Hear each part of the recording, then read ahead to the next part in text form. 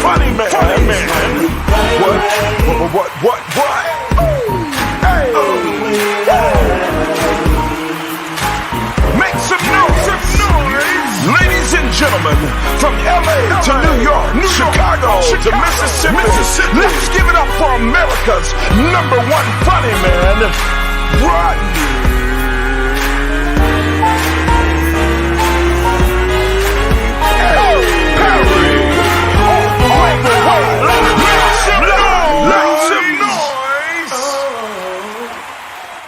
What up, party people? It's your boy RP. I'm in here. Today, let me put my glasses on because I'm feeling really Hollywood. How you feeling? It's a beautiful day. Our first day at 10 a.m. Welcome to the show. How you feel? I'm up. I'm alert. I'm doing my thing. Had a little cup of coffee. Had me a Krispy Kreme donut. How you feeling? This is the thing. I like 9 a.m. 9 a.m. been good to me. But I was always hurried because I dropped my daughter off at 8. She dragging her feet and shit. And now, drop her off, calm, cool, collected, come back, boom, stop right here, give me that, boom, boom, boom. And I'm feeling good. So here goes. If you feel rushed, unrush yourself. Welcome to the show. Media Room 360. Andromeda is in the building. Andromeda, you know you're always welcome to come in. Andromeda, one of the people I like her comedy, man. Can't wait to share the stage with her at some point.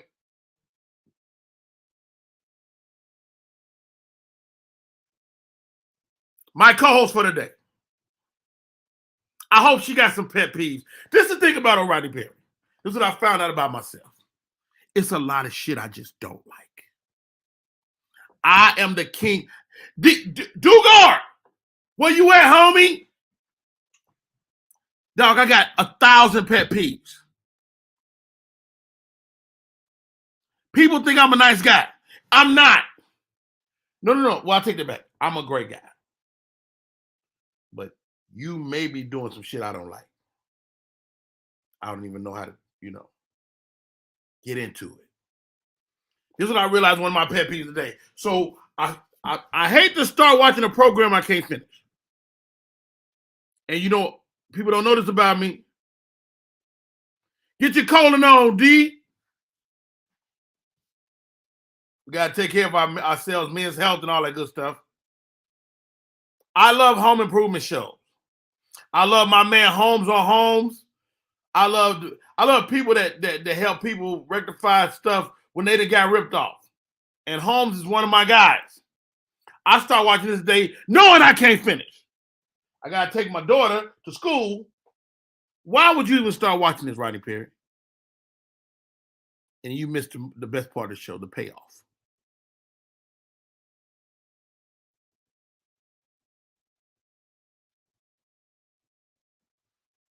Man, Andromeda, what's wrong with us?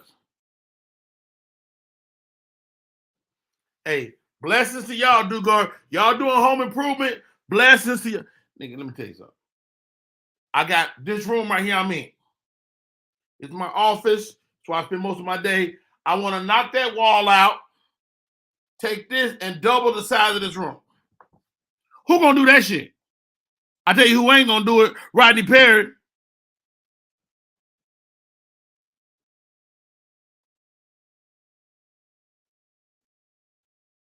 Another one of my pet peeves, and this is all on me. Pants that don't fit. Because I go to the store, Danny Nash in the building. Stop right there, people. One of my oldest and dearest friends in the world, Danny Nash, we was kids together. Danny Nash has always been grown. When we was children, 7 years old, Danny had a mustache. Bruce Leroy, I see you, baby. They say most serial killers are Virgos. That means we damn focused. You know how much it takes to kill a person? How focused you got to be. Daniel Dugas say, Rodney Perry, I put a wine cellar in my crib. from a walk-in closet and a movie room. It's cheaper to do it yourself unless you fuck it up. Cheaper to do it yourself unless you fuck it up. If you fuck it up, guess what? It costs double. I got mad love. I got respect. Daniel Duke, I say his wife a Virgo. Come on, you married to Beyonce. You talk about a damn maniac. I love me a Virgo woman, though, I tell you that. All right, let's get this show underway. I'm talking 5 minutes and 55 seconds. That's an angel number. Welcome to the show today. My co-host, I had the opportunity to share the stage with her. She hosted for me New Year's Eve. They say if you work New Year's Eve, you work the rest of the year. She a lesbian, but we ain't sure. Because she be thirst trapping for everybody in the world. Ladies and gentlemen, welcome to the show. Hershey does it all. Come on, baby. Hi, Mr. Perry. How are you? So first of all, Virgo gang. What I want to know why every time you do my announcement, it's like Hershey the entertainer. She's a lesbian. I want people to know because you be thirst trapping, and these guys be looking at you like, oh my God, look at Hershey. I'm like, nigga, you got no chance. First of all, stop hating on what I gotta do. Mind your business. We talked about this during New Year's. I step back because I am an old nigga. Old niggas don't know how to mind their business. I told you this might be my gay break year. You don't know. First of all, you said it was a leap year. This is not a leap year. I might want to take an early one. I might not live to the leap year. Okay, first of all, your phone is turned the wrong way. Are you hiding something in the background? No, actually, I just redid my room. But if I turn the color. I like the color. What color is that? It's like a turquoise or something. This is my new little studio. But if I turn it this way, oh wait, okay. Welcome. All right, hold on. Look at that. Hey, Yeah. Wait, Hershey, Duke gonna say, hell shit, I'm a lesbian too.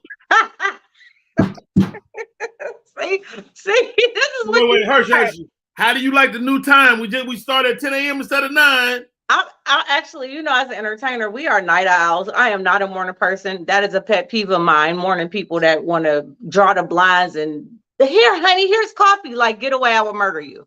So 10 is perfect. I was struggling. Last night was my mom's 60th birthday. So happy birthday, mommy. Yeah, we kind of did a lot. And I didn't go to bed till late. I saw a text like, now I go come quick. Now it come quick, but it ain't 9, it's 10. You got a whole hour. Yeah, I'm good with that. It gave me enough time to draw my eyebrows on, so it's cool. First of all, gorgeous young lady. She got good teeth. You got a lot of winner attributes. Hey. You know what I'm saying? Like some people have so we had this debate. I did a show the other night, and it was literally one great looking guy in the audience. Everybody else was regular. So this dude starts talking. He's like, nigga, I'm handsome. I was like, nigga, you not handsome. Why you hurt that man proud like that? I'm here to tell your ass, I'm not handsome. I'm regular. But how about this? Women don't require you to really be great looking to give you love, affection, sex, whatever things. Women don't require that.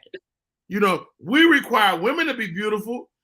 But you don't really require a guy to be like it's one dude in the audience that was a fucking great looking guy. I don't know. I bet nigga had curls coming down. Nigga was light. Nigga was a good looking nigga. It depends. I'm like looking around, and there was another dude over here. He's like, my husband handsome. I like to you. He was a good-looking guy. What's up, Ron Workman? Long time no see, baby. Look, I'm not saying the guy wasn't a good-looking guy. I'm saying it's things that make your ass regular. Like, say for instance, if age is a regular maker. Age. If your ass was 22, you would be handsome, but you not. You 50. Your ass ain't. Your ass ain't cute no more.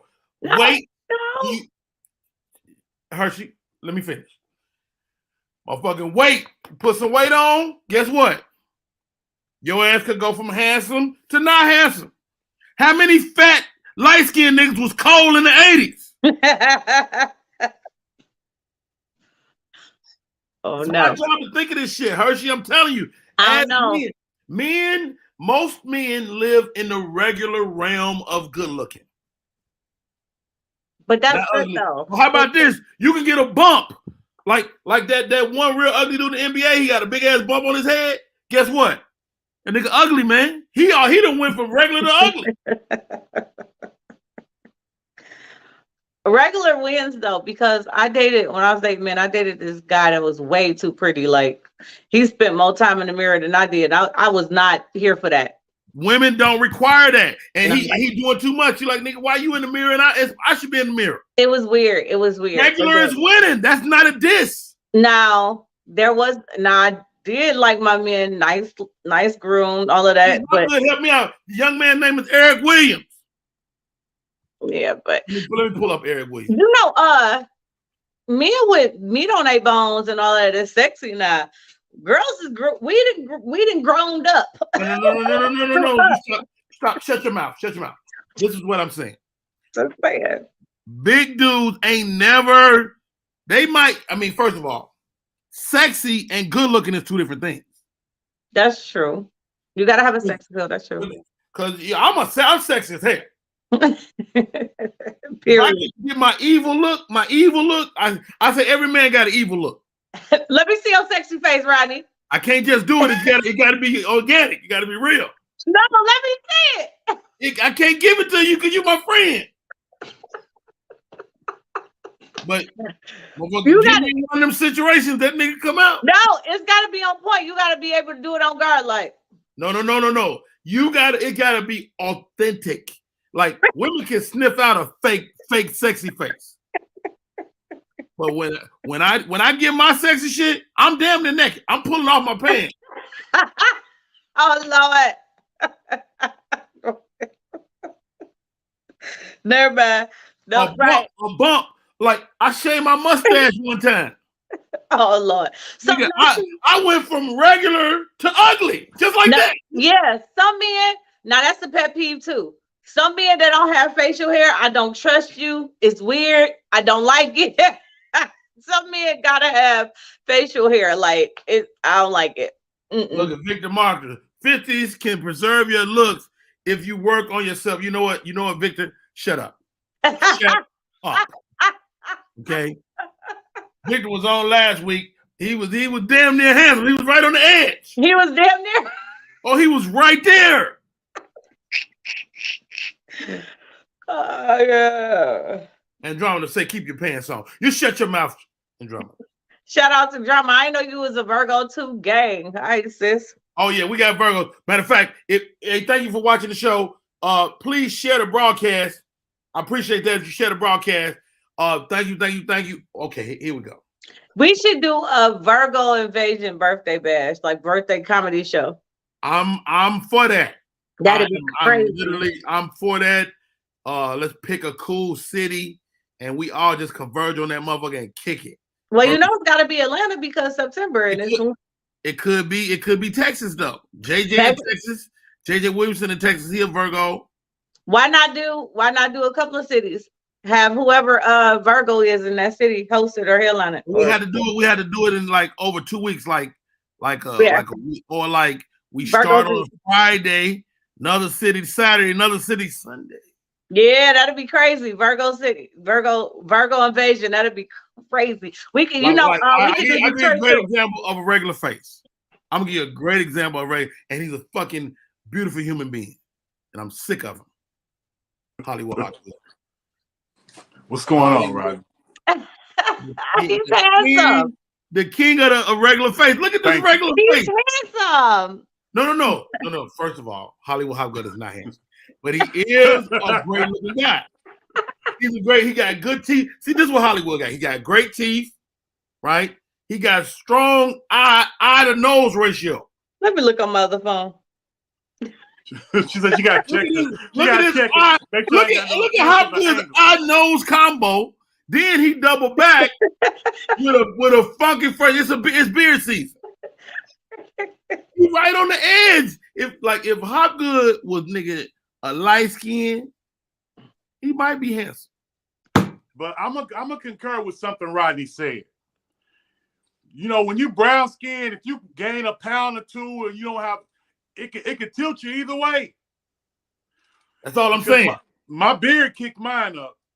Yeah, the beard, when the beard comes in. You're going to say I'm 59 and a vampire that can handle sunlight. LOL.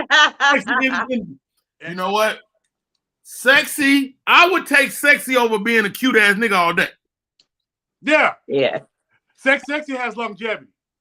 And everybody can't do sexy though. Everybody that's attractive think they could be sexy, and it's not the case. Because if you can't be sexy for me, right, as the entertainer, if I can't be sexy with my clothes on, then it's a problem. Like I should be able to pull off both of them. That's Danny Nash say, what about Chicago for one of them nights? You know what, Danny Nash? I'm not mad at that. Chi-town. But we gotta go home, Rodney. You gotta do Chicago. I ain't got to go home now. You can get fucked up in Chicago on your birthday. Boy, Memphis and Chicago. Jesus. I give say light skin is still in. Let me tell That's you a lie. Light skin never go out. That's the lie. Let's go down the light skin list of that then it went out. No, you can't ask men. You gotta ask women. Women, let me tell you something. I'm talking about women light skin. Women be like, I ain't care about no light skin. Shit, they give them that cootie cat. I bet. Boy, all of them got it. They get the cootie cat, man. My best friend, David Arnold, God rest his soul.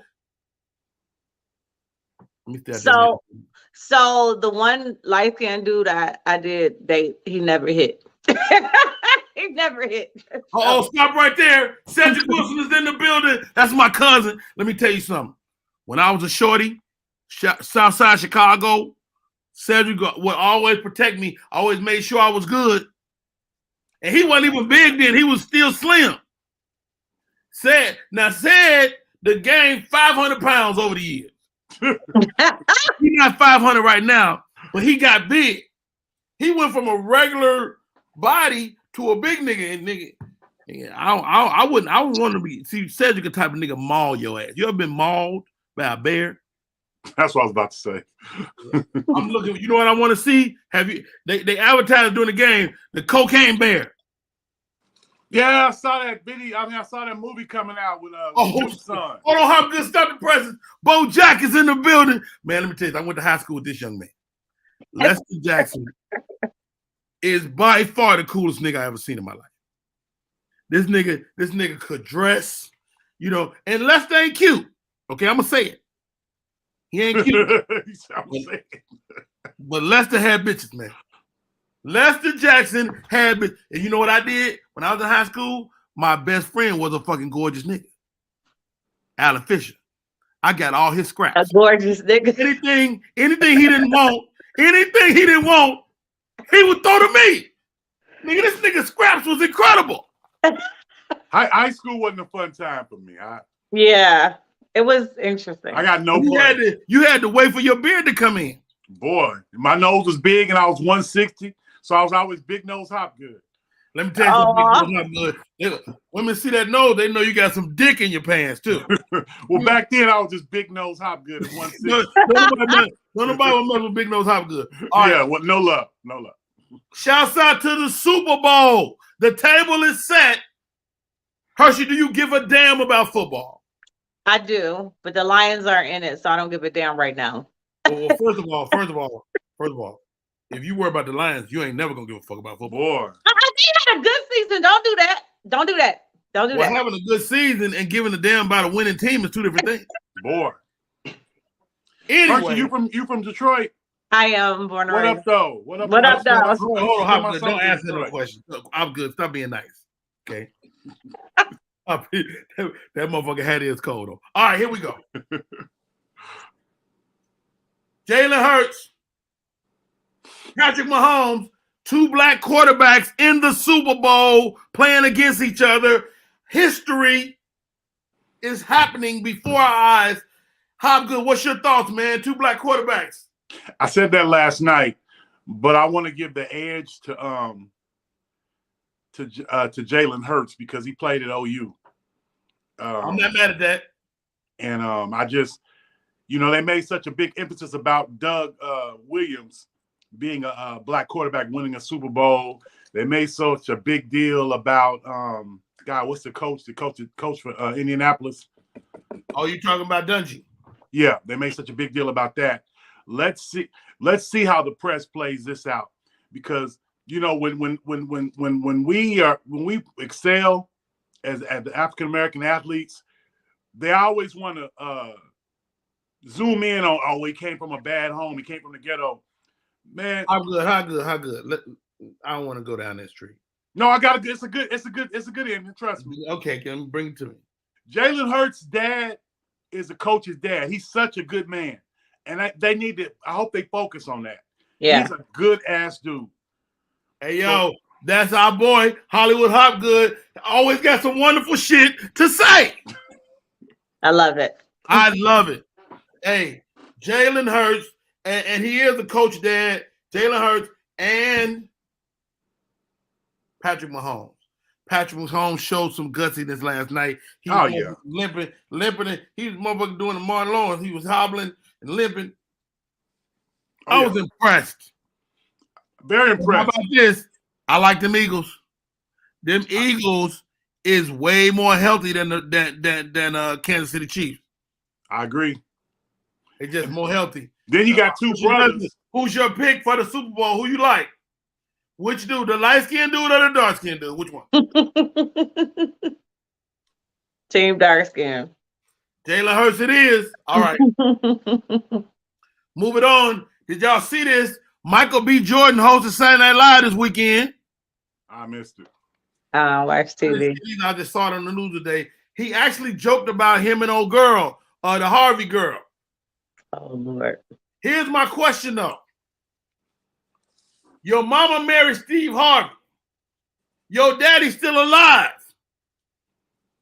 Do you take Steve Harvey's name? Hershey doesn't. It depends on the type of daddy I had. I think that makes a lot of difference too. Yeah. And she Lori Harvey, but she ain't no Harvey. Yeah. Yeah, she's not. Good. I mean, it's like you marrying a woman. If she had children, would you expect them to take your name? No, not no grown ass kids with a whole temperament and everything. Them was grown kids. That's a slippery slope. It's basically you coattailing off my success. And if I was her father, I'd be offended. And if the other, has been beef with his other children, his biological children with her. Oh yeah. They've been beefing hard about it because they're like, you're not even damn Harvey. I know them twins. They are friends of mine. They used to come watch me do comedy all the time. And these girls ain't no punks. And they like their daddy. They'll let your ass here have it. They've been beefing about the favoritism that's been shown. That's been a whole topic. They feel like, she's going hard for a name that's not hers. So yeah. Yeah. If I was her father, I'd be offended. Yeah. I would be super offended. Ricky Smiley, man, this is crazy. Yeah. Crazy tough story, man. He lost his son, Brandon, age 32, man. Anytime you lose a child, even if they're a grown man, a grown woman, it still hurts a whole lot, man. My prayers and condolences out to Ricky Smiley. Absolutely. You got anything for Ricky, man? Definitely condolences. I can't even imagine. I'm not a parent, but I imagine at 37 years old, my mom having to go through that. You're not supposed to bury your children. It should work the other way. So definitely our condolences to the Smiley family. Wow, Hopgood. Thanks for coming in, man. Thank you for I know you got something wonderful, man. Ricky Smiley, he lost his son, Brandon, at age 32, man. It was so tough. I seen him go through it on social media. What's your thought? Yeah, I saw the post too, man. I had a chance to meet Ricky Smiley a couple times. He's an incredible human being, very humble. Come from a small town like me, and he's a Greek like I am. I just man, it's hard. No parent imagines burying their son. So And we can all say, well, I feel for him. Everybody feels differently. What I can say is I sympathize, I empathize with what he's going through, and my prayers are out to him and his family. Yeah, man. We lost another comedian as well yesterday, man, and I hesitate to mention it because I don't think it's been released on social yet. But man, he's just a good friend of mine, such a great guy. He works out of Baltimore, Maryland. His name is CJ Burney. And CJ. Oh, wow. Oh, CJ, yeah, I heard that. CJ went home last night, man, and such a great, good-hearted guy. And rest well, young man. Rest well. We lost another comedian as well. I don't know if you know her on the internet. Her name was Breezy. Got that story a couple of days ago. She was pregnant. She from Detroit? She not, but yeah. It was tough. Like I said, she was pregnant. I'm hoping the baby was okay. Kind of got bits and pieces of the story, but she got other kids and she out of here. And it was definitely extremely hard to hear. Wow. Thank you for sharing, Alfreda. I know the loss of a son. My son passed away at age 31 3 years ago. OMG. Wow. Blessings to you and your family, Miss Alfreda. Thank you for always tuning in. Please share the broadcast if you can. We appreciate it. TJ Holmes, you know this guy, the light-skinned dude from ABC, TJ Holmes, and Amy Robach. They were co-anchors. Well, apparently he was anchoring that Cootie Cat. Oh, And He was holding it down. Yeah, I heard about it. And so it comes out, and they went through a litigation this past weekend. They've officially severed ties from ABC. But here goes. Now ABC's got all this stuff, like they claim that she was drunk, on air and this and that. But they still had to pay them. But it's just a tough thing. But I wanted to have a conversation about romance in the workplace. Like, I don't know about y'all. I was in the Navy. I actually conducted our sexual harassment workshops. And I was the one to tell your ass not to do this, you can do this, do this. And basically the military stance is this. You can date a co-worker, but not a superior subordinate. Yeah. Like, if somebody on your level lateral move, you can smash them all day. But if you are a E7, you can't be dating the E5 or E4. Like, I mean, y'all in the workplace, man. Explain to me, is that still conventional wisdom, or do it matter now? How good? Well, and I was in the Army for 9 years. So they kind of relaxed it a little bit, but they got some whole other laws about they overreaching. I think it's overreaching. I think people need to leave. What about corporate America though, huh? Well, it just depends. I just think I think ABC is overreaching, and then they're trying to cover their name. She was drunk and all these things. I think they overreaching. You're like, now y'all having deliberations of who I can be with, and that's just they doing too much. Well, hold on, Hop. Don't you know better? You read the pamphlet when you signed up for the job. And all of a sudden you see the fat booty, now you want to hit it. No, the pamphlets are designed for you not to be in a sexual harassment environment, create a hostile sexual harassment environment. Now, you can't, the heart wants what the heart wants. If you meet somebody and y'all become, attracted to one another. Somebody need to quit. Shit. No, what? Okay. Look, listen, I got a classic example. Jalen Rose and his wife. I'm sorry, stop right there, Hollywood Hopgood. Trina Pinkett is in the building. Welcome to the show, Miss Trina. Go ahead, Hopgood. Jalen Rose and his wife. Yes. Molly. Yeah. I mean, they're getting a divorce now, but they had to help. They done. They're done. That's right. Because she was, that's another story. Next story. But it should be all right. It shouldn't be an issue. It depends. So I work in corporate. Hold on, stop right there, Hershey. I think it should definitely be an issue. Because we gotta maintain a certain decorum at work. Am I right? You gotta maintain a certain vibe. Hershey does it. You in corporate America. Am I I am. right, man? You can't be smashing these dudes at the office. Nah, so the problem is, one thing, I never really date people that I work with. That's comedians included, right? But what I will say is people don't have emotional intelligence anymore. They don't know how to differentiate Appreciate that. the difference. Like, hey, if I'm with you, we are business. If we beefing, that has nothing to do. Stop telling everybody your business. You got to go tell a coworker you're smashing them.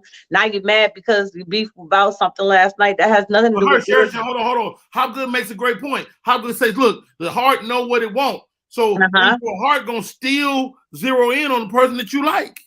And that's fine. That's what I'm saying, though. But it comes down to emotional intelligence and maturity. Like, you have to be able What to. that mean? What that mean? Emotional intelligence. That means don't be acting a that fool mean? at work because we messing around. Thank you. That's When exactly we get what that home, we'll means. talk about it. I do the dish. No, if you never date her, it'll never happen. No, Rodney, how you gonna call that? You might miss out on your wife or your spouse. You know what I'm saying? real, For what? You gotta quit. You gotta Where get the your hell you ass. You gotta get your ass out of there. No.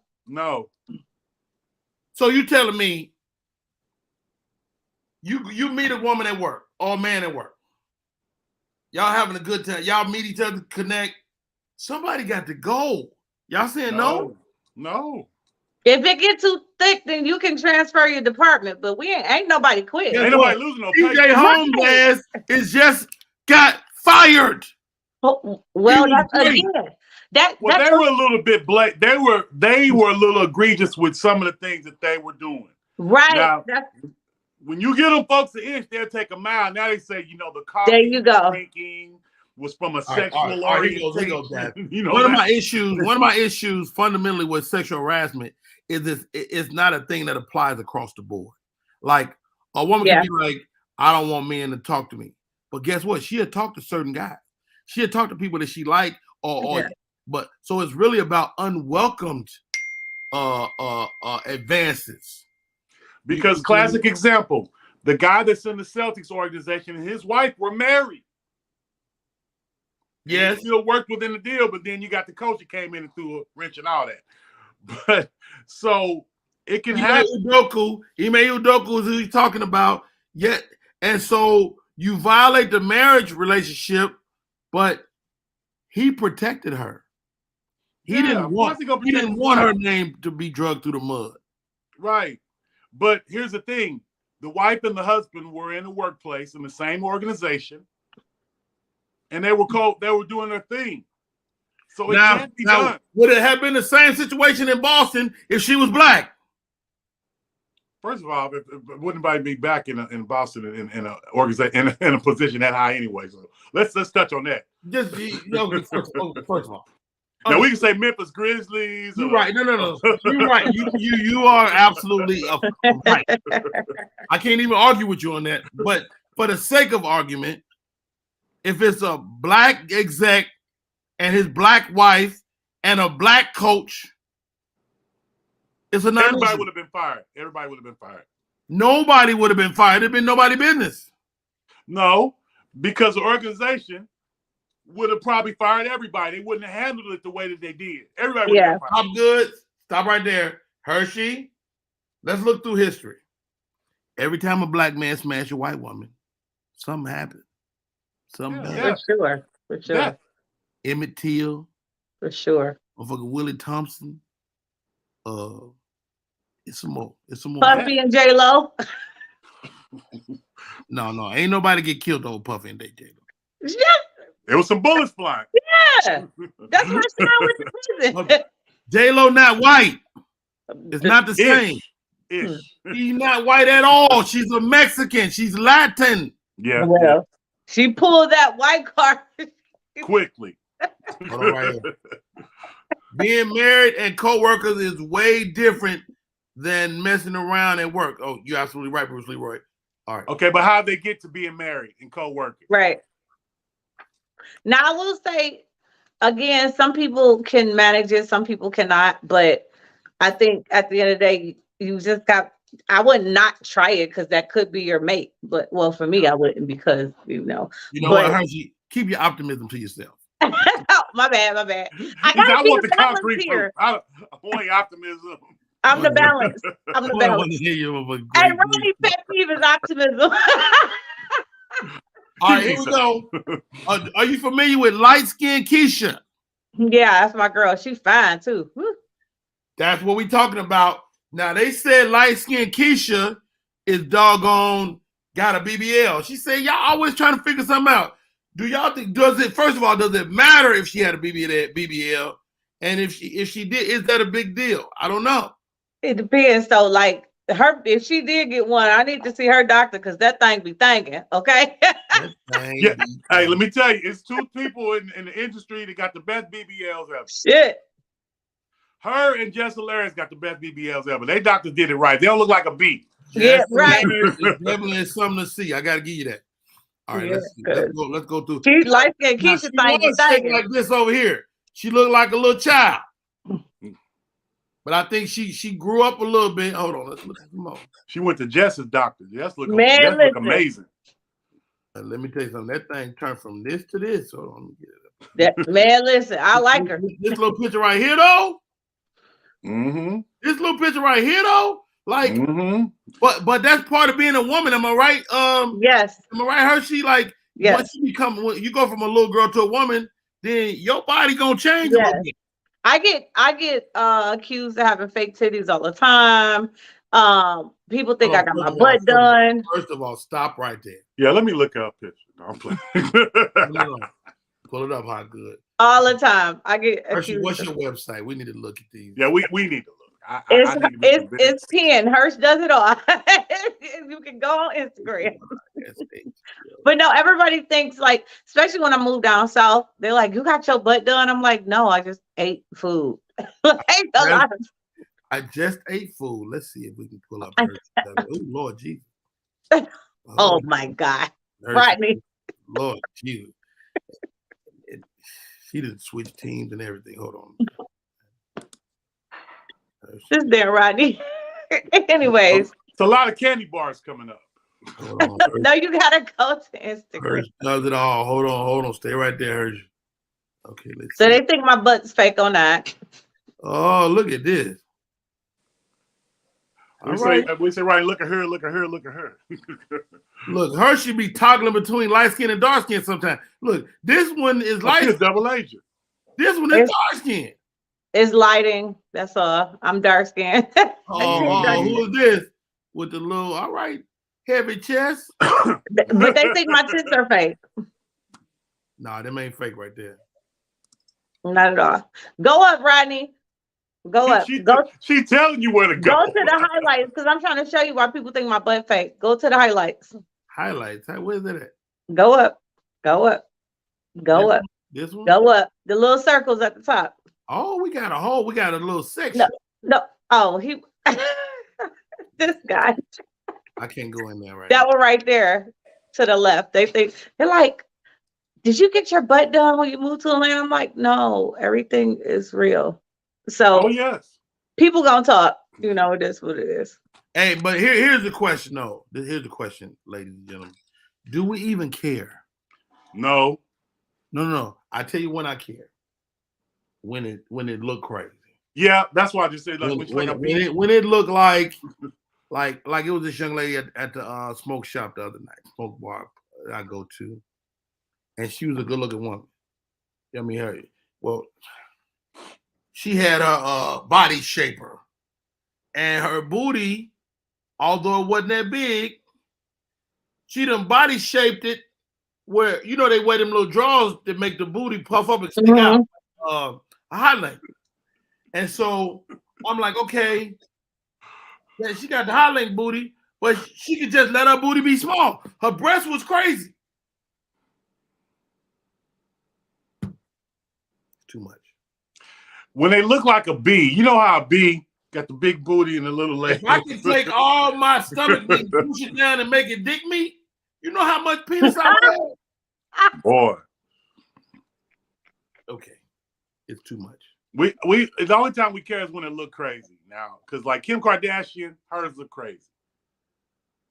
Wow, and drama said when black men date white women, I have zero empathy for the outcome. Ouch. Ow. Boom, boom, boom, Bruce boom. Leroy says what people don't say is they have to disclose the relationship to HR. You have to go through the proper channels. Being caught messing around is different than that. Okay.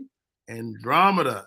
I think if you ever think something is fake on me, it is. I got it done. So, we need to see her feet. First of all, drama, don't quote me. All right. Donald Trump is back, guys. They have let him back on Facebook and Instagram. Do you follow Donald Trump? He is maybe the most interesting man in the world. Hershey. Man, he the real comedian. He the greatest comedian I ever seen. See, now why you bullshitting? Oh, clown. You make a great point. How good? Donald Trump, you gonna give him a follow? No, but he's so gangster, he created his own social media website. Really? Yeah, he got it's called the Truth Pages or something. It wasn't when they killed him off Twitter, he created his own one. That's smart. Created his own social media network. So now he getting the money out of draw legs from that. So when he announced his presidency, and I love Facebook because it keeps receipts. When he started talking about Barack Obama, I got the post and I always repost it every year. I said, Donald Trump gonna be president. Y'all hide and watch. And everybody was talking noise. I said, man, this dude's a genius. Yes. He's a delightful idiot. Yes. Kamala Jones. Guess who she used to date? I'm gonna give y'all 4 guesses. A bunch of Kappas at her Howard. Wow. Wow. Sorry about that, 08. My bad. I know that. Were you there when she was there? Nah, I was at Langston, but she was a Kappa sweetheart. Mm-hmm. She might have before she was an AKA and yeah. Yeah. And this is back 85, 86. Ooh. So it was going down. It was going all the way down. Hershey, your guess, Kamala, the Vice President of the United States of America. Who did she date? What celebrity you think? Brad Pitt. Not somebody black. Well, that's cold blood. You know what? She went to Howard. Forget the gas. Montel Williams. Oh, wow. Not this is how we do it. I thought you were going to say Jordan. I said it makes sense. He's a Kappa. Oh, wait. What other Montel Williams is it? Montel. No, that's Montel Jordan. Montel Williams, the talk show guy, the Navy guy. Oh, I can see that. Hey, Linnell say, how's he interested in these straight racists? You can be a racist and interesting. Yeah. In my opinion.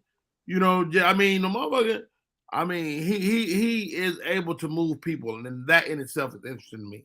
But right. he ain't moving me, but he's definitely interesting to. You have to look past the racism to see the strategic moves that he makes and how he plays people against themselves. It takes a hell of a person to sit there at the table do the same thing. It takes a hell of a person to say, I can make something up and get millions of dollars from people. Watch this. That's Kanye. Kanye do the same thing. Boy. Watch this. How about that? All right. Eddie Murphy and Jonah Hill dropped a great movie on Netflix this weekend, man. It was really good. I don't know if y'all had a chance to see it. It's called You People. You saw it? How good? Yeah, it's very good. All right, Hershey, have you seen it before we discuss? I need you to go watch it. I don't watch TV, so I guess I need to go see it. Eddie Murphy can say no wrong for me. Like, he is maybe one of the funniest human beings on the planet Earth. Well, what did you think of the film? How good?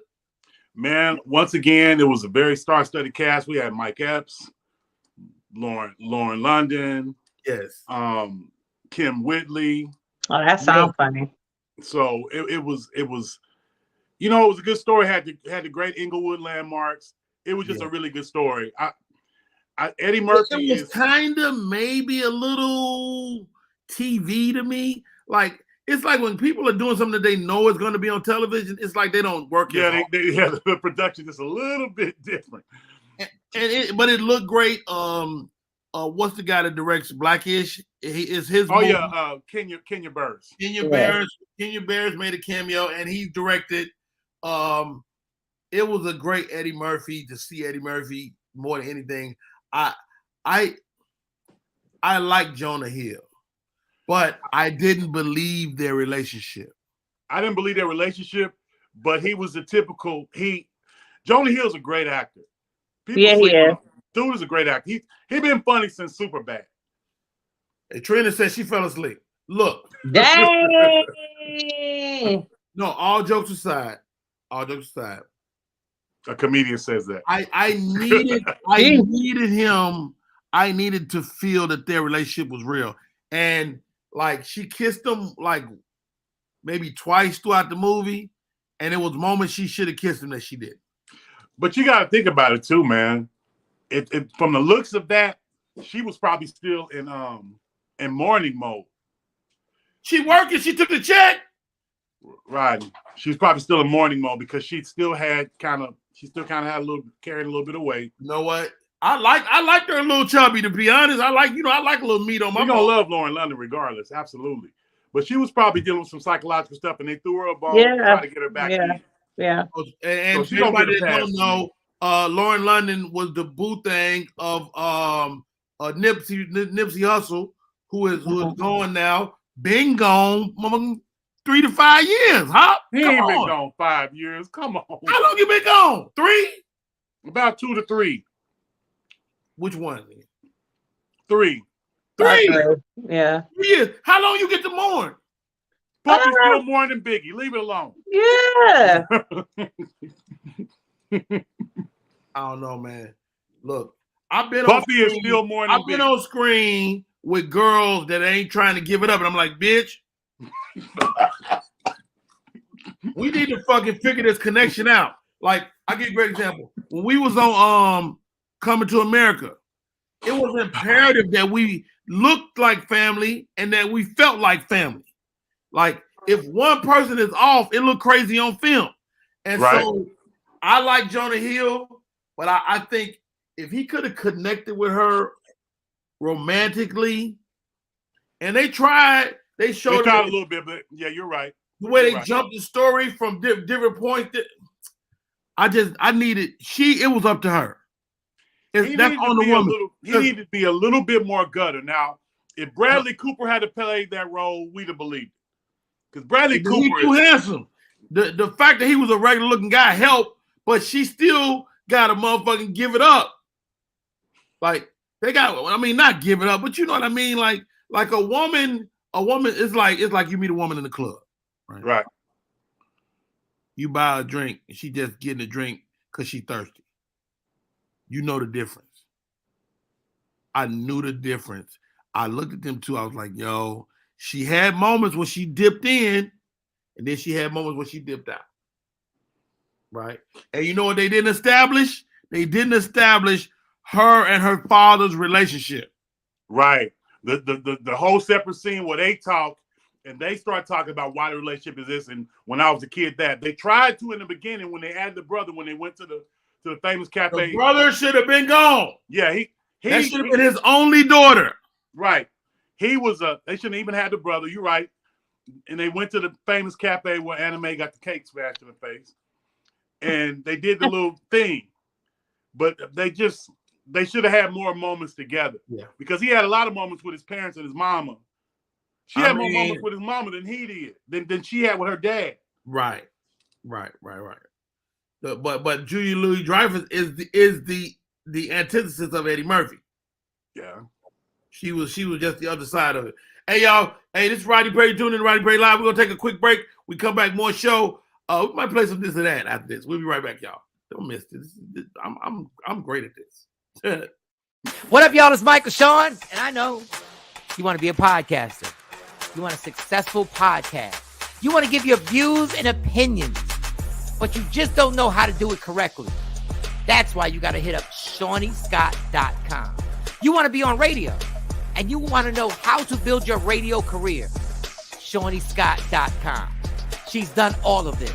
I've worked alongside her for years, and I will tell you the information that she can give you is is on a value level that I can't even put a price on it. All you have to do is go to ShoneyScott.com. Your future, right now. That's it. Michael Sean. Yeah.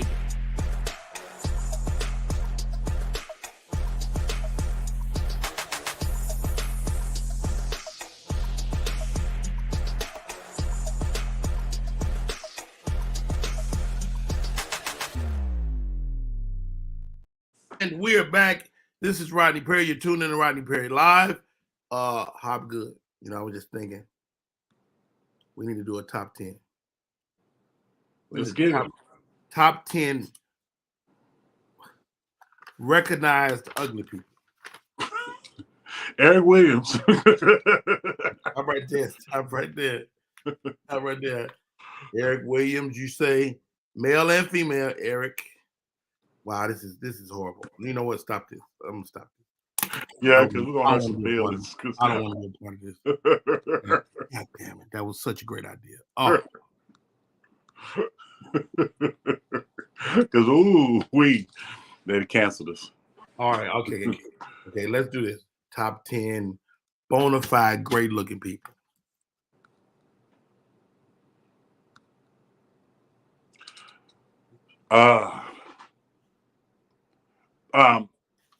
Bona fide good looking. We talking about present or used to be fine but then got older? However you want to take it, we'll disqualify them then. Wow, look, they already on it. They was already, look at Bruce Leroy need to be stopped. Taki said, whoa, okay, Hershey is back. All right, Hershey. Top 10 celebrity good-looking people right now. Oh, top of the list, my baby father, Lorenz Tate. That's one. Fine as hell. Years old. Fine as hell. I'm gonna go New Jack because she's an actress and she's a singer. She's a double threat. Coco Jones is cold. Yeah, Coco's fine. Hold on, cold. who the hell is Coco Jones? And she's talented as hell. Yeah, her music is talented too. Yeah. Hold Coco. on, let me look at. And she dark skinned, Rodney. Yeah, she's gorgeous. I see her. She look regular. Don't do that. She does not look regular. She look regular as hell. Hold on. Don't do that. Coco Jones was regular faced it. Regular faced it. You heard me. She's not. Coco Jones. Look at her. Wow. Put on the screen so people can. Okay, this is her, Coco. Ooh, look She's at that. fine. Yes. She polo. She's skinny. No, she's not. Yeah. What picture are you looking at? You can't say it's not on the skinny. screen. Y'all don't see You it. gotta say slender. Because on Fresh Prince, she really didn't look slender. Fresh Prince, the new one. Ain't nobody watching that. Man, you missing out. That's where I seen her from. Other than BET Awards. Let's look at that. Okay, she got some fashion to her. Yeah, she fine. Coco White fine. outfit. She looked like any girl on the south side of Chicago. I'm not gonna let you besmirch her. Right? Yeah, no. And I'm her gonna leave her music for a is time amazing. being. Now you know who is gorgeous. What's that girl name? She's a singer. She be dancing like James Brown. Oh, Janae. You talking about Janelle Monáe. Janelle Monáe. Now, that girl is gorgeous. She's ready. What's up, LeBaron? We miss you, brother. We starting at 10 a.m. now. Just to give you a top. Okay, what's the girl named Coco Jones? Mm-hmm. Lorenz Tate. Oh, dog. Put him in there. He up there. All right. All right, we got 3. Who's next? Cash Doll. Who? Cash Doll. Oh yeah, Cash Doll Cole. Who the hell is that? Brad, go Google her right now. She does Cash Doll too. What she do? She's on BMF. She's on BMF. She's a rapper. She's from Detroit too. What up, though? Nobody give a damn about. Brad, Google her. Mm-mm. Oh, let me look. How you don't know who Cash Doll is? K-A-S-H. First of all, she got a K in her name is disrespectful. Because her name is Keisha. Yeah. Cash Doll, American rapper. They say she Tasha Smith's niece or cousin or some stuff. Oh, really? Yeah. Oh wow. First of all, we're not about to let your friend tank this list. Okay. Man, come on now. Cash doll, you gonna Cash put doll is respect on cold. the Cash doll is okay at best. Regular. She's Right. regular faced it. You being disrespectful to dark skinned women. I want you to know that. No, I'm not. I love dark women. You being real Cash doll need her disrespectful. own lip gloss line. No, she got great lips. She got a good face. She's not bad looking. But look, she regular. What's extra beautiful to Look you? at her Yeah, underboob. what's extra beautiful to you? What I want to know need what's that. extra beautiful to you. She is regular, man. Look at that frowny face. Look at that. She's sitting on a junk in the trunk though. Boy. She's gorgeous. And She's why gorgeous. her nose too small? Right. Wow. Okay, so what's gorgeous to you? I told you, Janelle Monáe. And she's not regular looking? Why you And didn't she's pull her very up? regular looking. Why you She's didn't pull her very up? Walmartish. Are y'all serious? Pull her up. This girl is easy gorgeous. Wow. Really? You don't think that girl is gorgeous? She's pretty, but She is pretty. freaking gorgeous. She's like the girl working the third shift at Walmart. Cute. Look, y'all gotta get y'all mind out the gutter. Y'all like these stripper looking girls. no. Coco Jones Jones is like not a a stripper. stripper? Look at this little girl with a little cleavage, little half cleavage. Look at this.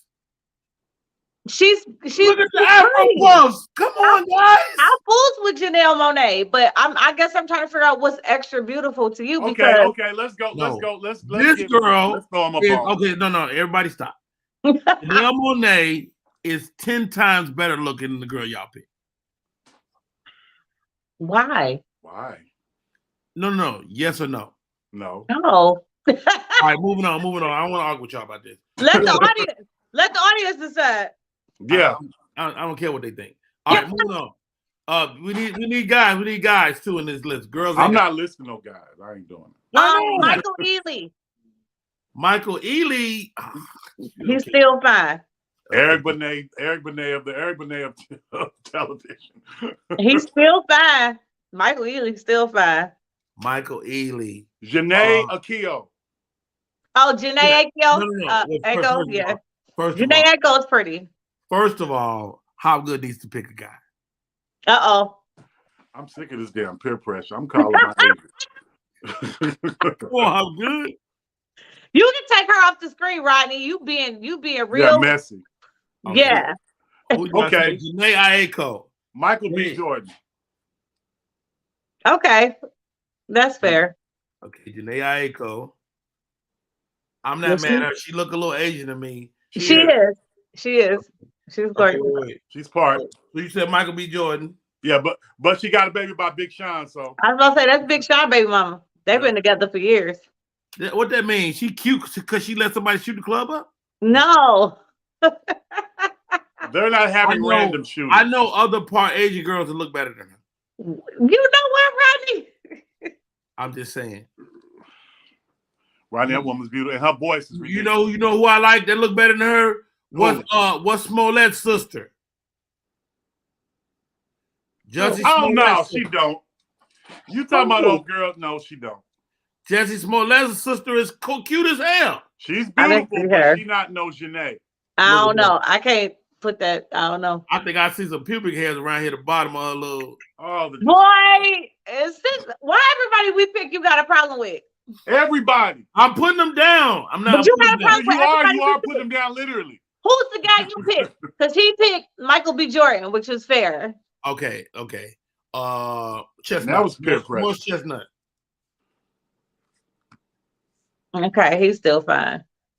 More Chestnut. Put the foot to y'all ass. 1, 2, 3, 4, 5, 6, 7. We got 3 more. Male or female. Here we go, guys. Last 3. Who you got, Hop?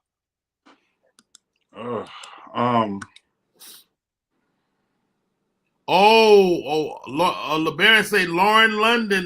He said Lauren London. Honorable mention. Lauren London. We just said she got fat. No, she snapped it back. What's wrong with honorable mention. Wait, She got so competition. your ass off the list when you get fat. No, wow. Yes. Hefty girl. Rodney, you gonna have mothers and grandmas. I don't give a damn. He coming gonna for your get neck. canceled. We already said at the top of the show, fat people must go. All right, hey, you gotta take a break. The You gotta take a people break. do We come not back. free. When we come back, we finish this list and I love fat people. no facts.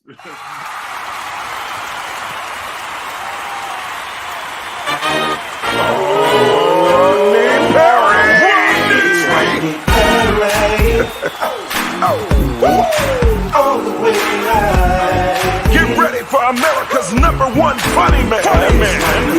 What? Hey. Make some noise. Ladies and gentlemen, from LA to New York, Chicago to Mississippi, let's give it up for America's #1 funny man, Rodney.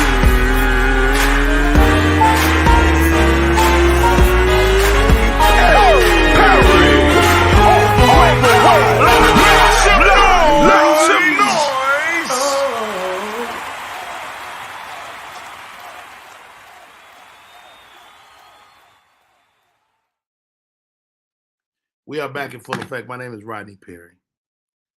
And I know before we went on the break that Hopgood and Hershey were going off talking about large people, and that's them, man. I believe the children are our future, and you teach them the way, something like that. My co-host for the day, Hershey does it. Hershey, it's really sad that you would take and You're not gonna do that. You're not gonna do that. no, stop right there. It's sad that Hershey would do that. Hopgood, you as well. Do you want to apologize to the larger people? All right, no problem. Thank you, Hopgood. All right, guys. These are my friends. Listen, I ain't say nothing about them. First of all, you said it, Hopgood. Roll back that beautiful bean footage.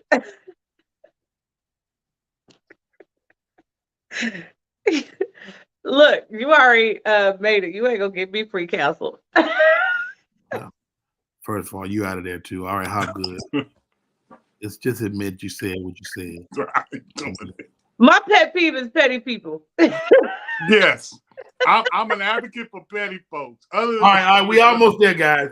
Red State, Coco Jones, Janelle Monáe, Cash Doll, whoever that is. Wow. Michael Ealy, Michael B. Jordan, Morris Chestnut, and what was the lady y'all said? Because we got to give Nia Long. I mean, I'm always gonna love Nia Long. Nia Long, L-O-N-G. I want to do Tiana Taylor because she has a very she's sexy. Exotic type look for me. Let me look at that. I don't trust. I like Tiana. She's sexy. She's a maniac, but she's sexy. Oh, Alfreda threw hers in. Alfreda says Shamar Moore. No. Shamar Moore. You can't deny he's a great looking guy. His teeth like him. He just got his teeth fixed 2 days ago. No. And? No. You a hater. No, I'm not a hater. You're a hater. I'm really not a hater. You know And what? Bassett, And then it don't even look natural now. Oh, wow. His whole bottom grill looked like a traffic jam up until 2 Wow. weeks ago. Wow. And Tiana Taylor, I still can hear Byron. Somebody said, well, that was a movie. I was in that film. I know you were. I'm good. I've never seen this side of you. You are a hater. yeah. You are a freaking hater. Wow. Who Hollywood Hop? Randy O, whoever that is, welcome. All right. Tiana Taylor. Wait, 1, 2, No. 5, No. 6, 7, 8, 9. No. Oh, I'm not, cause the young lady on the panel put her down. She's a celebrity, right? Wow. Who is this trying to holler? First of all, say it. We're not putting Hershey on the list because you don't like boys. I do like boys. Well, no, men. I do like men. Halle Berry, Alicia Keys, maybe. Mm. I say Halle Berry too old. Yeah, and yeah. Alicia Keys, her ankles. Well, Nia Long's old too now. But Nia Long, you barely got that too. She not old, she classic. It's a difference. No, she 50.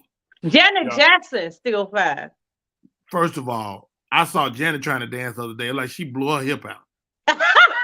I take that back. I saw her at Essence and she murked it. Yeah, Janet still, yeah. All right. Nobody said Beyonce. Whoa. 5, 6, 7, 8, 9. We need one more. Nobody said the Queen. Hey, Russell. He said he's hitting us from the Big Smoke Cigar Lounge. Check it in. Appreciate you. Oh, he gonna say it again. Lauren London. He said Laura London. Let me tell you something. Now, if he can't, get it. LeBaron got old. LeBaron, I missed your call yesterday. I'm gonna call you after this. Yeah, I need to call you as well. I need to call you too. I don't even know. What Taki want to be left out? What Taki hating on Beyonce? Yeah, I definitely wasn't gonna say Beyonce, but apparently that's the Why not? Beyonce is cold. And she looked better than Tiana Taylor and Nia Long put together. Hey, quick. We don't need to be canceled. Rodney Perry loves everybody. The Beehive gonna come hard. Yeah, please. I'm voting for the Beyonce. I'm voting for Beyonce. Rodney Perry, look, Rodney gonna get canceled. We don't want Rihanna people. The bumper clock doesn't know what he's talking about. We don't want nobody coming for Rodney. We need one more. I got Mr. Dickey in the queue. He's our next guest up. We need one more, guys. One more beautiful person. We should pick a guy. Huh? We should pick a guy. Hold on. Let me add. Steph Curry. Hold on. No. Mr. Dickey. Mr. Dickey is in the building. We're gonna come up. We're gonna chat next. But we're doing a top 10 bona fide good-looking people in America. Okay. Black. Okay. We got Lorenz Tate, Coco Jones, Janelle Monáe, Cash Doll, Michael Ealy, Michael B. Jordan, Morris Chestnut, Nia Long, Tiana Taylor. Who is the final person to this list? That is just naturally good looking. Mm-hmm. No, not necessarily natural. They can have some help if they need it. I like natural. Yeah. I mean, I remember when we launched Ciroc Amaretto here in Atlanta, and we had Cassie. No. But she's not hot. Cassie is gorgeous up close. Yeah, man, she was breathtaking up close. Yeah, she cold, but she's not breathtaking. Yeah, she was like it was. Nobody uses that word, breath. Who says that? Lit niggas, obviously. I said. Shout out to the breathtaking word. Yeah. Like, oh, I mean, like, and I'm not the person who feels like I'm not blown away. No more. Yeah. The lit nigga comment is enough for the world. I always thought Kim looked better than Cassie. Huh? First of all, how good. Nobody cares. All right. Doubt it. We got the list. Here's the list. Lorenz Tate, Coco Jones, Janelle Monáe, Cash Doll, Michael Ealy, Michael B. Jordan. Good job on Saturday Night Live. Morris Chestnut, Nia Long, Tiana Taylor, and Cassie, because the lit nigga said so. Yeah. I mean, it's a hard job. Somebody's got to do it. Somebody got to do it. Hey y'all, we got the list. The list is in the can. We come back. We talk to that young man, Mr. Daniel Dickey, man. I'm just a friend and a fan. I'm so glad you was able to make it in today. All right, let's do this. Let's take a break. We come back. More Rodney Perry Live. This is about to be good. I hope y'all ready. I'm an actor in an ad that was given 12 seconds to remind you that if you're high, just don't drive. Because if you feel different, you drive different. It's illegal to drive high everywhere anyway. Hey, it's your boy Rodney Perry. You're tuning in to Rodney Perry Live. I talked to this man maybe a week and a half ago. He said, "Why have I not been on your show, Rodney Perry?" I said, "Ain't no reason. Let's rectify that. Let's make this happen." let me pull up the pedigree before I get going, because I want to make sure I don't miss nothing. Boom. All right. The Resource Guild is his baby. An award-winning 360-degree brand management strategist consulting agency. Clients from all the world, from film to lifestyle to sports, entertainment, business, and event executions. Ladies and gentlemen, welcome to the show, Mr. Daniel Dickey. Daniel. Yes, sir. Good morning. Hey, man, first of all, thank you for coming on. And wow, dude, I'm a fan, first of all. How did you get in this space, Daniel? Honestly, Rodney, my mission was to figure out how to get paid to be myself. Wow. Like that was the mission. That's what I felt like was going to be the thing that gave my life pleasure and gave me joy and purpose and passion in all the moments. So if I could just figure out how to be me. Well, you have successfully been you. Yeah. I've had the luxury of being in rooms and watching you brainstorm and stuff like that, man. And you make it look so effortless, bro. What is your education base? Well, I went to college on vocal scholarship. And so I went to college on vocal scholarship. I sang on a nationally touring choir. But my degree was in mass communications and minored in marketing. Okay. So you were always on that road. I didn't know the choir note. Yeah, man. Rodney. I'm a singer. Excuse me. I would have to, if I'm being honest, I would have to replace the I with the A. Like, I'm a singer. You sing. Yeah. I went to college on vocal scholarship as a solo artist, Rodney. This guy. I've opened for John Legend, Jagged Edge, Carl Thomas, 112, Ryan Leslie.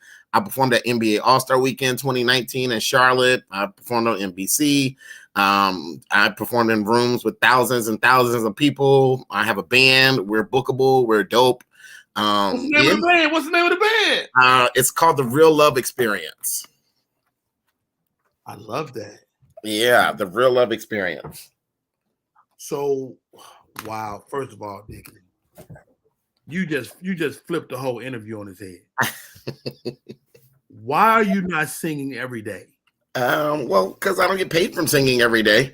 You would. Yeah, but even in that, Roddy, it wouldn't be every day. I mean, someday I gotta chill. I gotta do some other shit on Tuesdays at least, Roddy. I mean, come on. Tuesdays, I gotta do some other shit. Right? Yeah, you know what I'm saying? Like, exactly. But I need a Freaky Friday maybe off sometimes. I need, a wet Wednesday. I need I need some other vibes though. I'm always impressed with people that serve other people. Like when you're in the business of consulting and working with people, whether it's lifestyle, sports, entertainment, business, you're servicing that person. What is it about you, Mr. Dickey, that makes that you do that so effortlessly? So I'm from a family of singers and preachers and civil rights activists. And so my grandfather, my mom's dad, is the second longest tenured reverend in the history of the First Missionary Baptist Church. He passed in September at 98 years old, and he's got letters from several presidents of the United States, honorary doctorates, and all those kinds of things, in a building named after him. In fact, we did his funeral in a building named after him. And that was my mom's dad. And then my dad's dad was one of the first Black doctors in Wilmington, North Carolina, where I'm from. And he was the co-plaintiff in the litigation that integrated the hospitals in Wilmington, North Carolina, and to integrate the school systems in Wilmington, North Carolina. And he was also my doctor on my birth certificate. And I'm named after my two grandfathers. So I knew I wasn't here to be a simple man. I knew I wasn't here to be a man. I mean, if every generation, which I do believe, is supposed to go higher and further than the last generation, then that means I wouldn't have had it all figured out until I had my name on some buildings and in some history books and stuff. So being a servant, to me, was the best trait that I ever saw in any real leader. Wow. And so to me, I think service is also a part of the toll that we owe life. I think it's a responsibility that every one of us has, in a very deep and a very intrinsic way, because serving others is really the only way you can unlock your purpose. What don't people understand about public relations or PR? Well, the first thing is just from a sentence structure perspective. Like, I just like the sentence structure aspect, because people will be like, I'm looking for a PR. And I'm like, do you realize those two words mean public relations? So how are you looking for a public relations? Mm-hmm. You know what I'm saying? So I think that so you're looking for a publicist, I would say, first and foremost. So you're not looking for a PR. And no one could be a PR. And that thing, that saying it that way has become common, even though it's wrong as hell. Exactly. So that's the first thing. And then the second thing I would say, hold on, Dickey. It looks like that really pisses you off. Now, well, just to me, poor grammar, of course, is, a part of being a publicist is making sure that even your client's statements are as crisp and as flowy and as possible. So anytime I hear bad English and poor grammar, that's always going to be a problem. But beyond that, I think something that people should understand about having a publicist and having a publicity person involved in your endeavors is you should be more Googleable. You should be on the news. You should be getting featured on the Rodney Perry live show and on as many other shows as possible. If your publicist is doing their job effectively, your name should be seen in media that is not yours. Like, you should be on TV, you should be in magazines, you should be on blogs, you should be on podcasts. Like, being a publicist is, just a more minuscule aspect of that is getting you invites to events. Indeed. Like, the mission of a true publicist is to make news out of their clients' endeavors. Wow. It's interesting, man, because I didn't understand what a publicist was when I first got, especially even here to Atlanta in 2011, and to watch so many dope publicists kind of find their way over the last decade. So as the industry made its way toward Atlanta, did that increase your profile? I don't know. I've been in Atlanta for 15 years. So I moved here in May of 2007. And in 2008, I got my first job in public relations, working with Dr. Nicole Garner Scott at the Garner Circle, which has been named one of the top 5 Black-owned PR firms in the world. Wow. And so, and I ended up rising to becoming the executive vice president of that agency. And so I think that what we're seeing now is we're seeing a lot of people who are publicists. Look, Rodney, you got to look the hands. We're seeing a lot of publicists.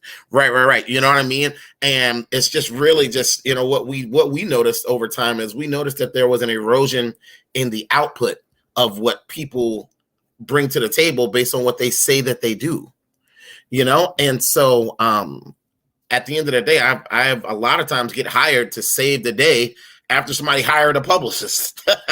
Right.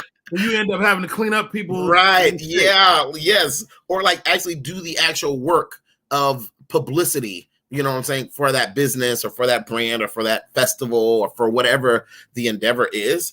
And so I think that I don't know if we've seen a rise, because I don't think that as it relates to Black culture and the Black community in general, I don't think we're rising. Just in general, I think we're more stagnant or maybe eroding because nowadays, Rodney, it's like there's some character qualities that have caused this erosion.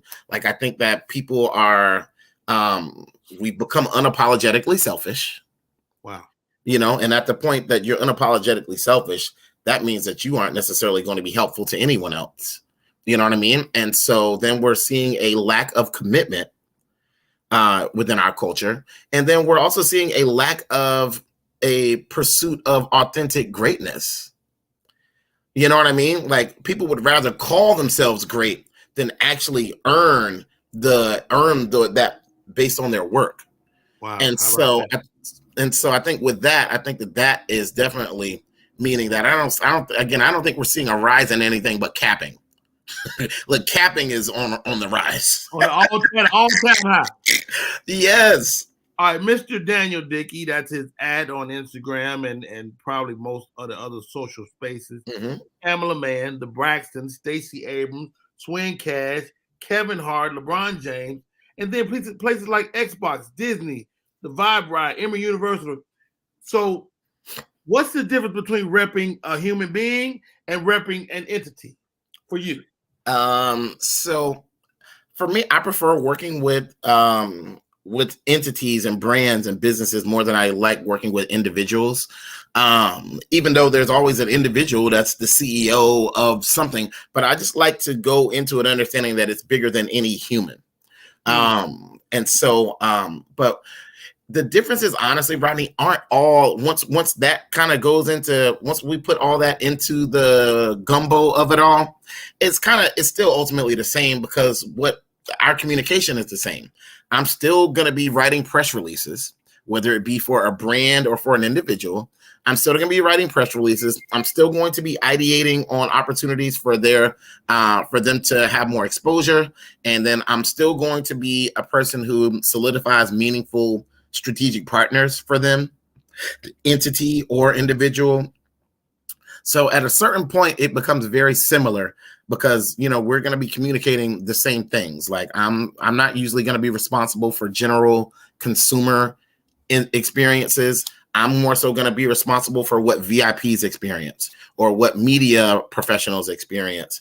And so I'm going to be communicating through my press release. I'm going to be communicating through my event charter and sponsorship deck. And I'm going to be communicating through my VIP celebrity invite, no matter what and what the campaign is, Mr. Daniel Dickey, what's next? Like, it seems if to be in your space is to be an executive producer, to run your own TV show, I mean, is that a natural progression? I mean, can we see that from you in the near future? Yes, definitely. I feel like at this point, Rodney, I could literally do a movie from start to finish, or a TV show, with the arms of a Tyrannosaurus Rex. And Wow. Those little ass arms, like no, like they don't have a lot of reach. Like, so I mean, with the things that are so close to me, I mean, I could definitely get a salt and peppered comedian, you know what I'm saying, who don't mind smoking a cigar at any moment. I'm sure I could get him involved. Right. I'm sure I could call him to fill a role in something. I'm sure I can, in my phone, I can call. My phone is full of some of the most extraordinary people of our time and of our culture. In fact, my phone, Rodney, has 22,000 contacts in it. So you're a pack rat. You won't delete anybody. No, I definitely will delete. I'm not packing. I definitely believe in letting people go. I let shit go, Rodney. I don't have no constipation issues at no point in life. Shit is going. No. Yes. Yeah, definitely. So it's not even a pack rat thing. It's really just, I think that every one of us, our mission is to find our tribe. We should find the people who vibrate with us. We should find the people whose spirits resonate with us. We should find the people whose careers and aspirations and goals resonate with us. And those people should be close to us. You know what I mean? And so I knew that my life was here to touch a lot of lives. I told you about the legacy and the lineage of me. These are men who touched resounding amounts of people. So if I'm just following in the footsteps of my ancestors, my footprint is supposed to cover a multitude of people. My light is supposed to shine bright on the world. And so, just making sure that I can also call these people afterwards makes sense, or call them to pull up, you know what I'm saying, for whatever we're doing on the front side. It's, for me, it was getting paid to be myself was the mission, because what I understood at a young age was that I had mass appeal. I'm from the beach and the coast of North Carolina, Wilmington, North Carolina. And so in Wilmington is definitely like 75% white. You know what I mean? So most of my friends and stuff like that growing up were white people. I played soccer and baseball and basketball, and I went to a black church. So I got the best of both worlds of it all. but having the best of both worlds put me in a space where I wasn't intimidated by any cultures. You know what I mean? A lot of times I noticed, you know, with my people of color, you know, who are not, you know, from a city like Atlanta, sometimes Atlantans, like true authentic Atlantans, be kind of weird about white people communication, because they really are. They teachers was black, they neighborhoods was black, all of that kind of stuff like that. Fish out of water, right? Exactly. Yeah. And so I'm from the water, so I'm definitely, you know what I mean. So I'm definitely never a fish out of water. Like, I'm here for it. And so, but what I learned and what I noticed through that is that it gave me a perspective that people could resonate with across racial divides, across financial divides, you know, working with our hungry and homeless, and also working with millionaires has given me a perspective that encompasses a lot of range.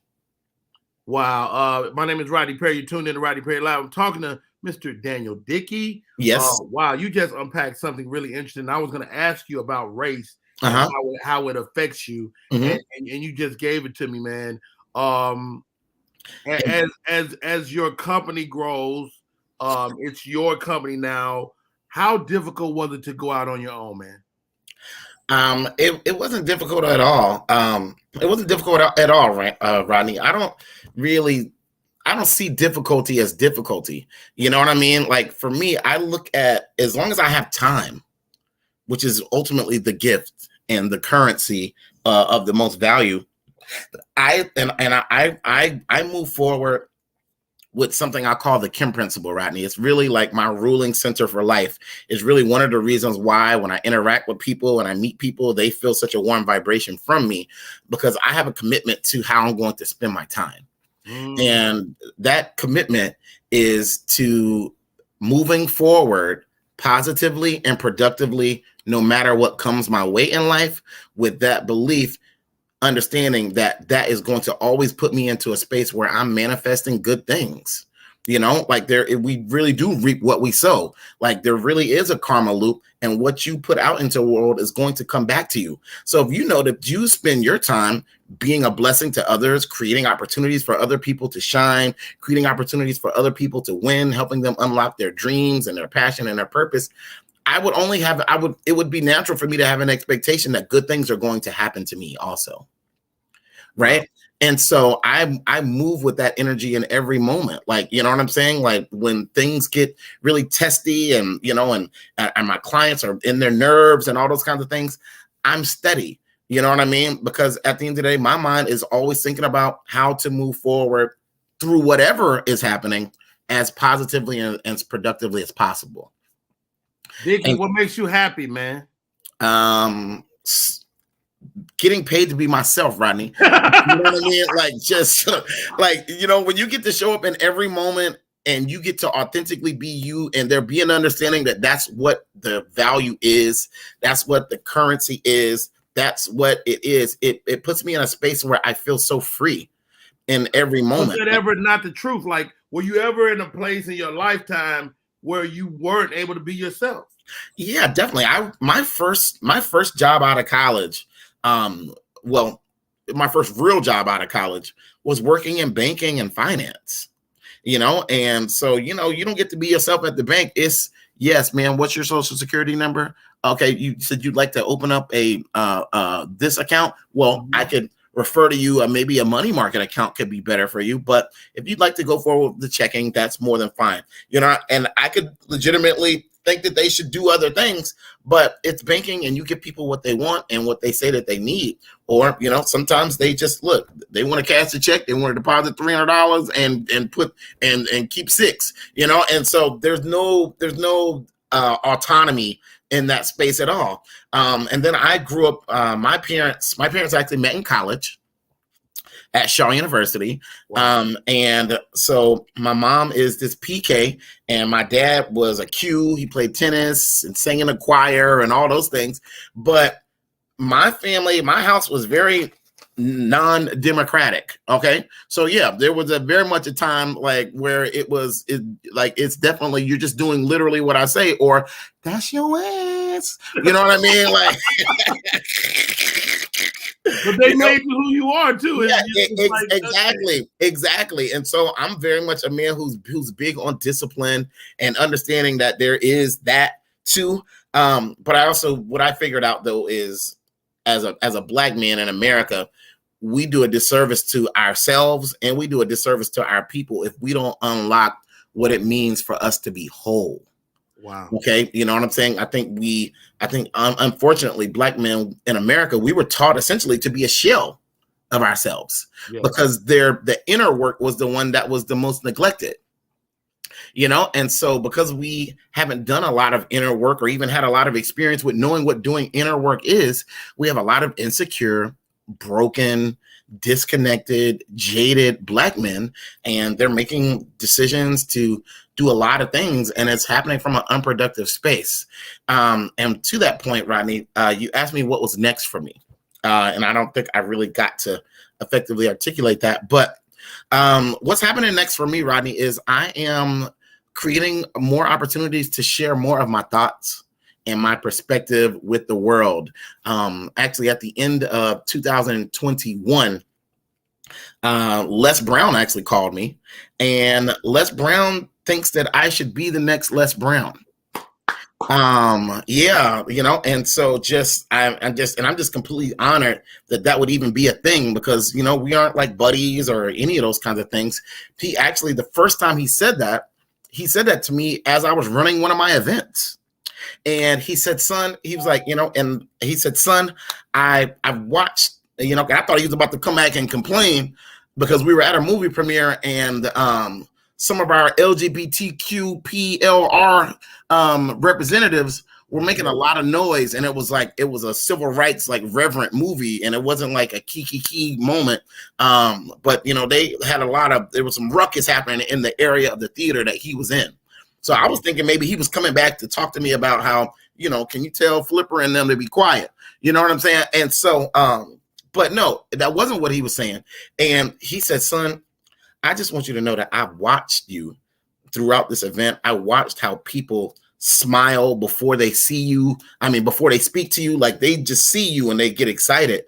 And then I watched how when you speak, how people are hanging on to your every word. And I hear the substance of your words and thoughts. And I think that you should be the next Les Brown. Wow. And then he talked to me about how, you know, he makes $75,000 to talk for 20 minutes. And I'm like, well, I definitely need $75,000. You know what I'm saying? Definitely, if it's just me talking right now, run the play, okay? And so that was the first time he said it, and then he called me, and to have that conversation, you know, again, and in that conversation, he talked about how, you know, essentially, and what he kind of foresaw for me, he was Michael Jordan and I was LeBron James. Wow. And so, of course, now to, you know, for you to know my lineage and to know the black men that I came from, you know, and so obviously it would look very different for me, but a part of my vision is I see me doing a workshop, Rodney, that allows people to unlock more of themselves. Yeah. So I see that, and I see me selling out the Staples Center, Rodney. And the same way a Tony Robbins or a Les Brown or a Gary Vee or some of those individuals, Damon John, the way they sell out these arenas, but I get to have that conversation about what it means to be whole and my band, and I get to perform and kind of double down. So you get the motivational speaking, you get that energy, plus you get that, you know what I mean? Like, so when God showed me my life, he showed me Martin Luther King Jr. and Stevie Wonder. So to me, that's kind of the space that I kind of see my journey taking me into. We'll add a little Les Brown in there. We'll add a couple of other people in there. But yeah, like that. So that's the path for me. I want to be a reason why there's less poverty in the world. I want to be a reason why there's more unity. And I want to be a reason why Black men and Black women get to a better space with each other. And I want to be a reason why Black men get into a better space with themselves. I love that, man. Yeah. So I'm honored to have you on the show to share this too, man. I mean, you know, you think you know a guy until you sit down and have a conversation with him. Mm-hmm. And, I got my co-host on the show today. Hershey does it, and Mr. Hopgood. Let's open the phone. You got a question for Mr. Dickey before we get up out of here? No, I actually like where his head is. He speaks very articulate, and he has some of the same values and morals that I have as a Black woman. So I appreciate that, King. Oh, thank you. Thank you so much, Queen. Hopgood has always got something wonderful to say. Hopgood, you had a question? You muted.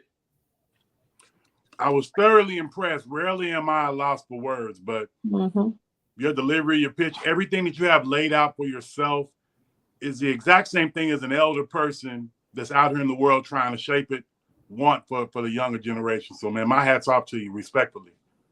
And I'll close with this, Dickey, man. No questions, guys? I mean, seriously. They ain't got shit. You covered. They ain't got nothing. All right. You know, I've been in rooms with you, and I will echo what Les Brown said. I've watched you be a bright light in a room, and in a room full of celebrities, and you are the bright light, and that's always been impressive to me. And the gift that you have is this: you make everybody feel good.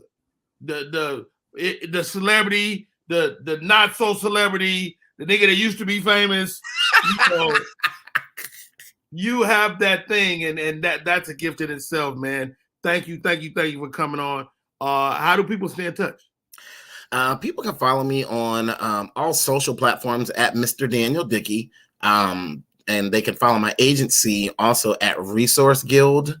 They can follow those, and I'm also just easy to find. Like, you know, like I post a lot of my endeavors on my social. So if you're trying to pull up and catch any of the vibes that I'm on these days, from music festivals to, in fact, an event, Rodney, happening tomorrow night that I'd love for you to come to. Okay. We do a Black media mixer every month. Really?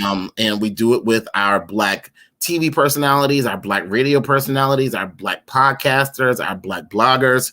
And it's just an event that I created to bring more unity within our Black media. Where in LA? Where? It's in Atlanta at the Legacy Center. And if you're familiar with the Legacy Center is at East Point. And the Legacy Center is a building that is owned by 15,000 people of color, purchased through the largest crowdfunding in African American history. My favorite space in Atlanta. Yeah, and so we're at the Legacy Center, and we do this once a month. It's the last Tuesday in every month, and it's free for our active media and PR professionals, and then it's a $20 cost for anybody who is not actively in that space. So, and we will verify you right there on site, because, you know, again, this is Cap Central out here. Who is this? Yeah. Yeah. Yeah. You said what? Can you show me an article or some shit? You know what I mean? Like, yeah, exactly. You know, can I see a LinkedIn page, email address that's at a media facility? Like, something like that has to happen. But yeah, so people can tap into that. Again, we do a few different things. One of the things we also do, Rodney, that's because again, I'm here to help and to heal and to unify our people, you know, beyond all the cool stuff that I get to work on with all these major brands and people. And so we do another event, Rodney, on a monthly basis called Winning on Wednesday. Okay. And it's once a month. And it's a once a month event where we have fused empowerment with entertainment, with panel discussions mixed with live performances, in a very intentionally positive space. And so with Winning on Wednesday, one of the things you can't do at all is you can't talk about what's wrong. Like, and so that's in our in your personal conversations with somebody at the event, from what's happening with panels and all those things. We don't talk about what's wrong, because that seems to be what people can do so quickly and so easily, but it's not usually helpful, you know? And so, and then there's some words that I'm looking to cancel in our culture, and within the framework of our conversations. Like, a couple of those words I want to cancel, Rodney. I want to cancel the word tired, and I want to cancel the word humble, and I want to cancel the word busy. I want to cancel all three of those words. Okay. Yeah. And why busy? Why busy got to go? Well, when I think about it, Rodney, for me, of course, I figured out how to unlock what it means to be myself as the thing that I'm doing with my time and space in life. So that means that puts me always in a place of purpose and a place of passion. But beyond that, when I think about the word busy, I think about people who are not aligned with their purpose. I think that's a lot of times people that aren't aligned with their passion. And I think that we as Black people in America have been conditioned to really operate at about 40% of our true capacity. Ooh. I don't think most of us are even close. Just think about some of these simple ass people, but they really wanted to be a saxophone player and they still own a sax, but they feel like anytime they play the saxophone, they're wasting time because they aren't making money. And so if we understand that if we're only at 40% of what we're capable of, how could you be busy or how could you be tired? Because you're not even close to your capacity. You're so far away from that. Exactly. And wow. So, and I think 40% is being actually pretty, that's me being really nice, because I think it's lower. Yeah, I think it's lower because, Rodney, it's like we work a job and we get off from our job. Maybe we have an extracurricular activity. We take care of our friends and families, and then we go to sleep, and then we look forward to doing that again the next day. Okay, and then maybe we look forward to a weekend where we now can do the laundry and, you know what I'm saying, maybe have an outing. And so that's just not life. You know what I'm saying? And so that's just not that person can't feel like they are in alignment with why they were put on this earth. You know what I mean? Like you work at the post office. Hold on. Stop right there, Dickey. Okay. Is there a book? Yeah, there's 2 books on the horizon too. No, definitely. There's definitely books.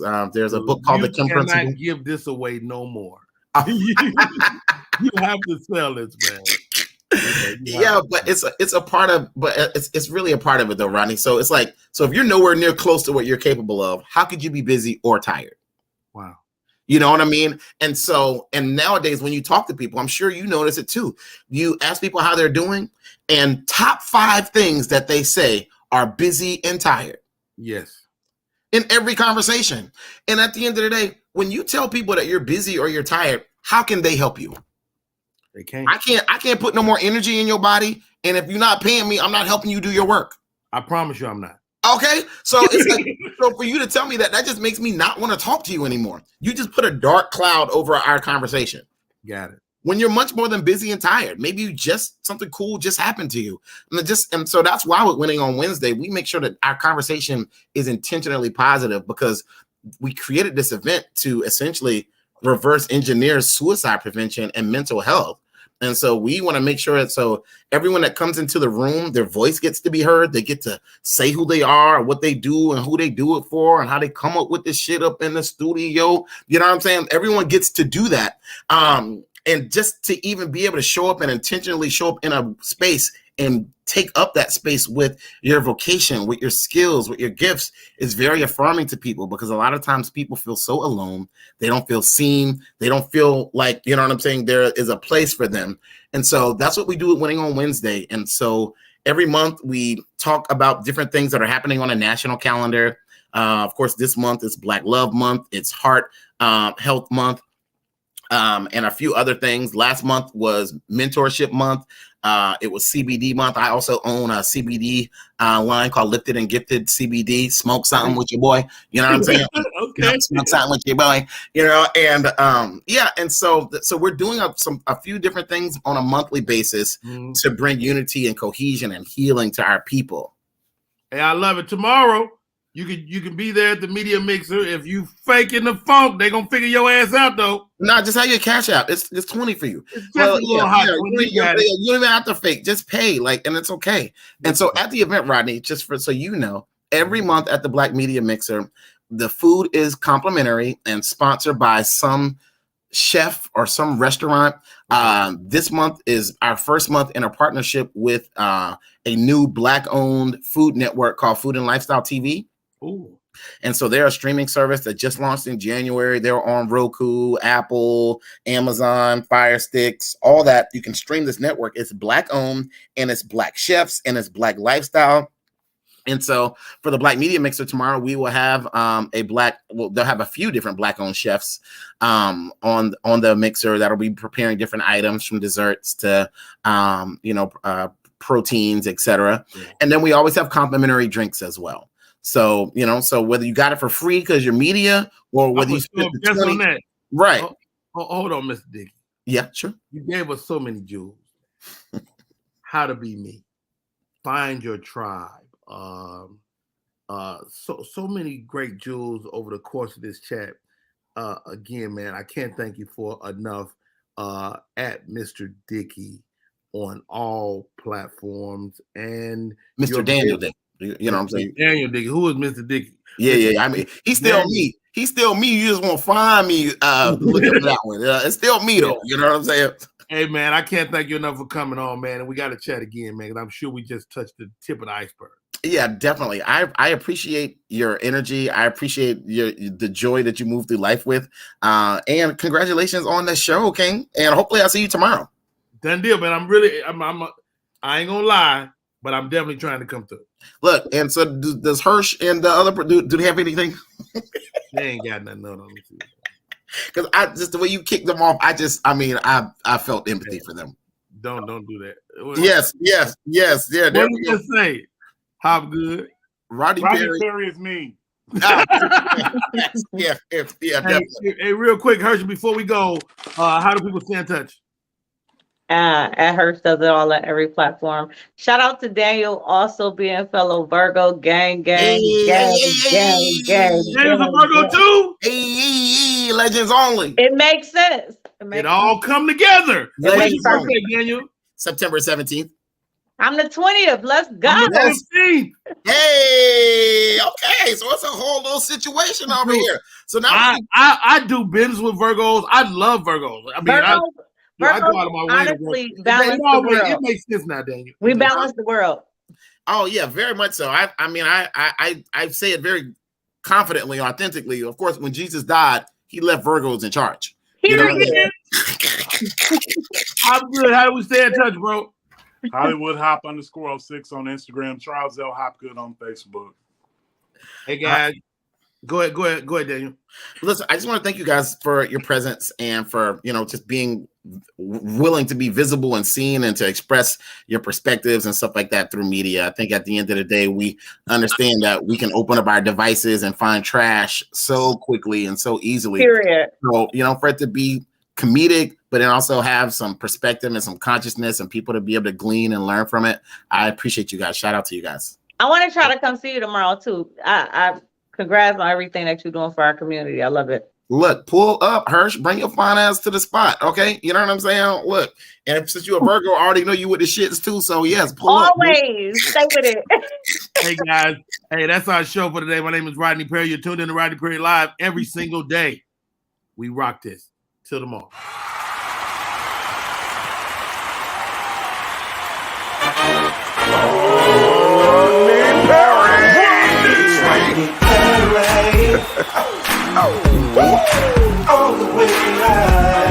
Get ready for America's #1 funny man. What? Hey. Make some noise. Ladies and gentlemen, from LA to New York, Chicago to Mississippi, let's give it up for America's #1 funny man, Rodney.